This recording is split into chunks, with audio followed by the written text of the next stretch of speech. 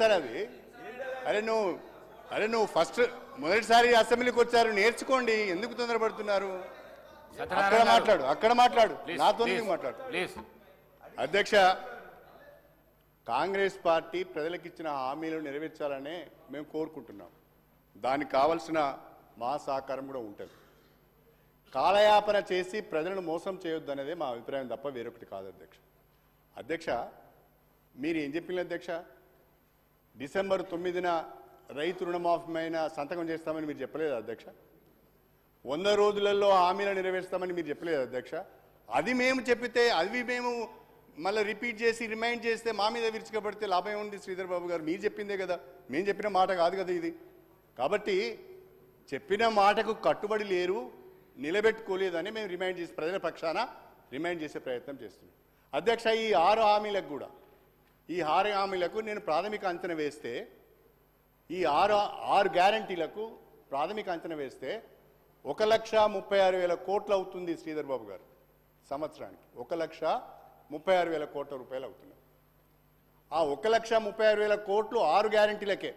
ఇంకా అందులో రైతు రుణమాఫీ లేదు, అందులో డిక్లరేషన్స్ లేవు, అందులో డాక్టర్ బిఆర్ అంబేద్కర్ అభయహస్తం లేదు, యువ వికాసం లేదు, అన్నీ ఇంకా చాలా ఉన్నాయి.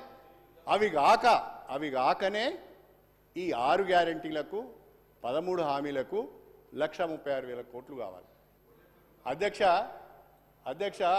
ఒకటే చిన్న ఎగ్జాంపుల్ చెప్తా మీకు, ఇవన్నీ వద్దిగా ఒకటే ఎగ్జాంపుల్ చెప్తా అధ్యక్ష.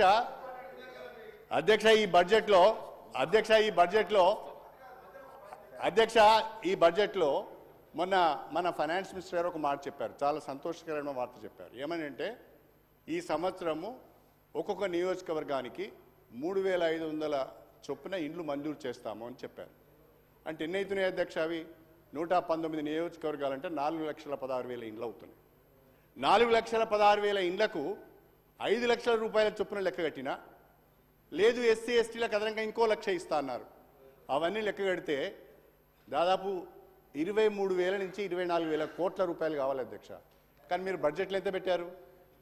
మీరు బడ్జెట్లో 7,000 కోట్లు పెట్టారు అధ్యక్ష. అంటే ఇది తప్పించుకోవడం కాదా అధ్యక్ష?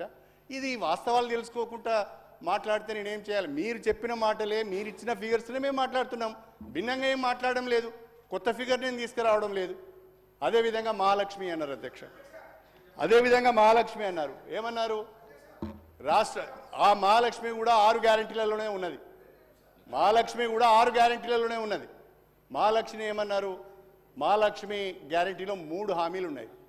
అందులో ఇప్పుడు 2 హామీలు నెరవేర్చారు. ఉచిత బస్సు సౌకర్యం ఒకటి నెరవేర్చారు, రేపో మాపో గ్యాస్ సిలిండర్ కూడా చేస్తామంటున్నారు, సంతోషం.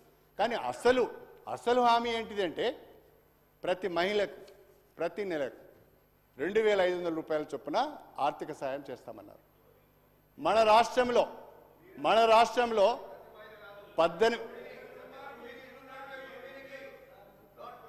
అరే కాదా బాబు, నువ్వు రాసింది చెప్తున్నా నేను, కొత్తని నీకు తెలియదు, ఇల్లు ఉన్నది. వీడియో చూడండి అధ్యక్ష. మన రాష్ట్రంలో 18 సంవత్సరాలు నిండిన వాళ్ళు 1,65,00,000 మంది ఉన్నారు.